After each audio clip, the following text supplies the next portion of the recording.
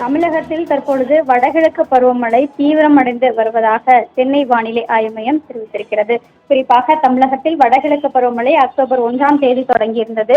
அதற்கு பிறகாக தற்பொழுது வடகிழக்கு பருவமழை என்பது தீவிரமடைந்திருப்பதாக சென்னை வானிலை ஆய்வு மையம் தெரிவித்திருக்கிறது. அதேபோல தென்மேற்கு வங்கக்கடல் பகுதியில் ஒரு கீழடுக்கு சுழற்சி என்பது நிலவி வருகிறது.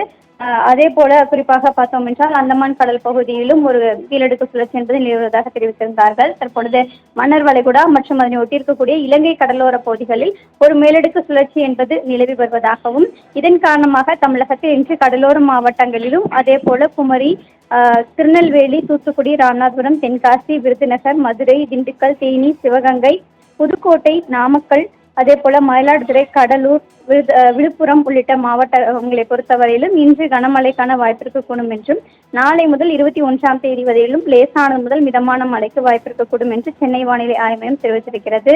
சென்னை மற்றும் புறநகர் சென்னையை பொறுத்தவரையிலும் அடுத்த 24 மணி நேரத்திற்கு வானம் ஓரளவு மேகமூட்டத்துடன் காணப்படும். நகரின் ஒரு சில பகுதிகளில் மற்றும் லேசானது முதல் மிதமான மழைக்கு வாய்ப்பு இருப்பதாகவும், மீனவர்களுக்கான எச்சரிக்கை தமிழக கடலோர பகுதிகளில் இன்று மீனவர்கள் யாரும் கடலுக்கு செல்லக்கூடாது என்ற எச்சரிக்கை விடுக்கப்பட்டிருக்கிறது. தாங்கள் வழங்கிய தகவல்களுக்கு நன்றி செலினா.